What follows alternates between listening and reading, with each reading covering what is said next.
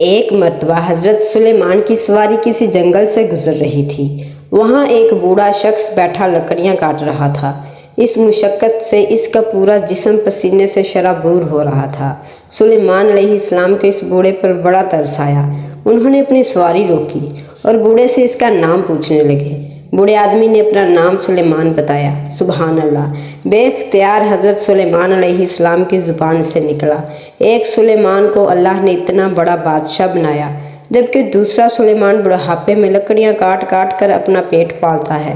انہوں نے اپنے تاج میں سے ایک قیمتی ہیرا نکال کر بوڑھے آدمی کو دیا اور ہدایت کی کہ اسے فروخت کر کے اس رقم سے اپنی زندگی آرام سے بسر کرے۔ بوڑھے آدمی نے خوش ہو کر ہیرا لے لیا اور اپنی بوری اور کٹی ہوئی لکڑیاں وہیں جنگل میں چھوڑ کر ہیرا فروخت کرنے شہر کی طرف چل دیا۔ راستے میں وہ ہاتھ کھول کھول کر سرخ رنگ کے اس ہیرے کو بار بار دیکھتا جاتا تھا۔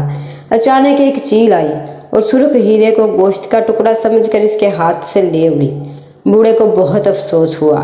ناچار اس نے جنگل کا رخ کیا تاکہ وہ دوبارہ اپنے کام پر لگ سکے، کاٹی ہوئی لکڑیاں اٹھائے اور انہیں بیچ کر پیسے گھر لے جائے۔ جب جنگل پہنچا تو دیکھا کٹی ہوئی لکڑیاں بھی کوئی اٹھا کر لے گیا تھا۔ بوڑھا بہت پریشان ہوا کہ اب گھر کیا لے کر جاؤں گا اور بچوں کو کیا کھلاؤں گا۔ انتہائی پریشانی اور پیشمانی میں اس نے فیصلہ کیا کہ رات جنگل میں گزاری جائے۔ دوسرے دن صبح صبح اس نے لکڑیاں کاٹنی شروع کر دیں۔ اتفاق سے حضرت سلیمان کی سواری پھر ادھر سے گزری۔ انہوں نے بوڑھے کو پھر لکڑیاں کاٹتے دیکھا تو بہت حیران ہوئے۔ جب بات چیت ہوئی تو اس نے اپنی کم نصیبی کی ساری داستان حضرت سلیمان کو سنا دی۔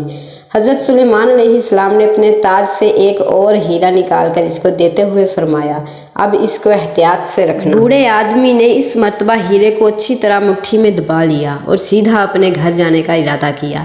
اس کے گھر کے راستے میں دریا تھا جب وہ ایک چھوٹی سی کشتی میں بیٹھ کر پار کیا کرتا تھا۔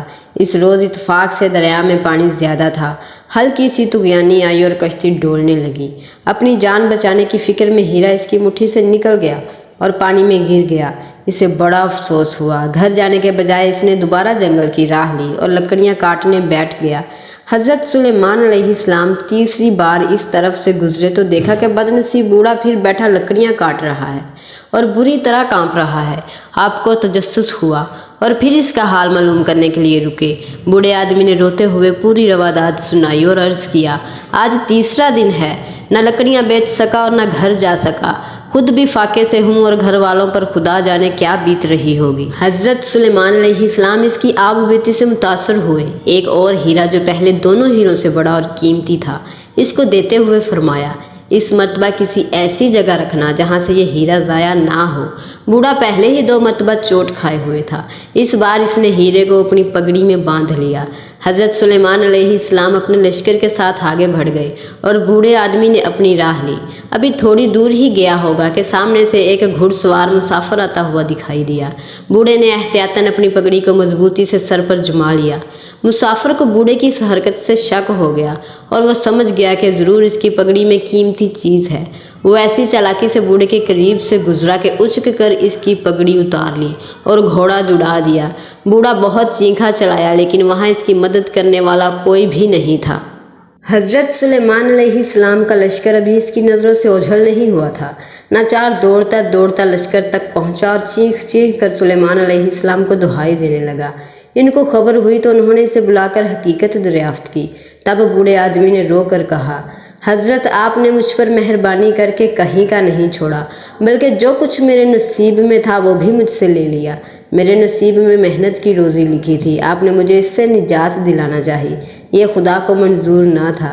آپ کی مہربانی سے میں اور میرے گھر والے 3 دن سے بھوکے ہیں۔ حضرت سلیمان علیہ السلام نے ابدیدہ ہو کر فرمایا، واقعی رازق خدا ہے، میں نہیں ہوں۔ وہ تجھے محنت و مشقت سے ہی روزی دینا چاہتا ہے کیونکہ یہی کسب حلال ہے۔